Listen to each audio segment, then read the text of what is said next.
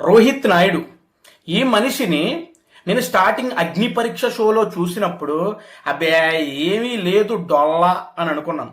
Juries కూడా నువ్వు అసలు ఏం చేస్తానికి ఈ షోకి వచ్చావు, ఏం చేస్తున్నావు, ఛాలెంజెస్ అన్ని అయిపోతున్నాయి, నువ్వు ఆలోచించడానికి వచ్చావా, గేమ్ ఆడడానికి వచ్చావా అని చెప్పేసి జ్యూరీస్ కూడా మనల్ని వేసుకోవడం జరిగింది.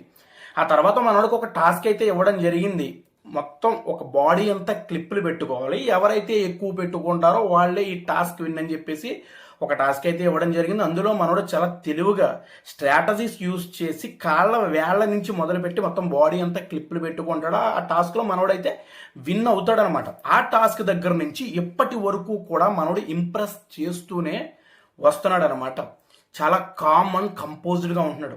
ఎప్పుడు ఎక్కడ ఎలా మాట్లాడాలో మనోడికి తెలుసు, ఎప్పుడు వాయిస్ రైజ్ చేయాలో తెలుసు, ఫిజికల్ స్ట్రెంగ్త్ ఉంది, ఆర్గ్యుమెంట్ స్కిల్స్ ఉన్నాయి. ఒక బిగ్ బాస్ అగ్ని పరీక్ష షోకి కావలసినటువంటి ఒక కంటెస్టెంట్కి ఉండవలసిన లక్షణాలన్నీ కూడా మనోడి దగ్గర ఉన్నాయన్నమాట. రేపు పొద్దున్న బిగ్ బాస్ సీజన్ 10 హౌస్లోకి ఈ రోహిత్ నాయుడిని వెళ్ళనివ్వకుండా ఆపే దమ్ము ఎవ్వడికి లేదు.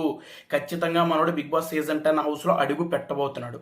ఇప్పుడు అలాగా ఆడుతున్నాడు, రేపు పొద్దున్న హౌస్లో కూడా ఎలాంటి లవ్ ట్రాక్లో చిక్కుకోకుండా గేమ్ మీద ఫోకస్ పెడుతూ, నామినేషన్లో ఇచ్చి పడేస్తూ, టాస్కుల్లో ఇచ్చి పడేస్తూ మనోడు గనక ఫోకస్డ్గా ఉంటే గనక మనోడు బిగ్ బాస్ సీజన్ 10 విన్నర్ అయ్యే ఛాన్స్ కూడా ఉంది. ఎందుకంటే ఈసారి రాబోతున్న కంటెస్టెంట్స్ కూడా, సెలబ్రిటీ కంటెస్టెంట్స్ కూడా అంతంత మాత్రంగా ఉండబోతుందని నాకైతే అనిపిస్తుంది.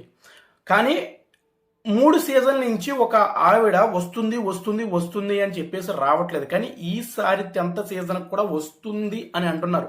కానీ ఆవిడ గనక వస్తే Bigg Boss season 9 lady winner miss అయిందని చెప్పేసి చాలా మంది బాధపడ్డారు. కానీ ఈసారి సీజన్ 10కి మిస్ అయ్యే ఛాన్సే లేదు. ఆవిడ ఎవరు ఏంటి కాదని నేను వీడియోలో మాట్లాడాలనుకుంటలేదు. ఎందుకంటే ఇంకా కంటెస్టెంట్స్ లిస్ట్ అయితే కన్ఫర్మ్ కాలేదు. త్వరలోనే కన్ఫర్మ్డ్ లిస్ట్ అయితే బయటకు వస్తుంది. ఆ లిస్ట్లో కనుక ఆవిడ కనుక ఉంటే ఖచ్చితంగా ఆవిడ గురించి నేనైతే మాట్లాడతాను. అప్పటి వరకు సరదాగా మీరు గెస్ట్ చేయండి, ఎంత మంది కరెక్ట్గా గెస్ట్ చేస్తారో చూద్దాం.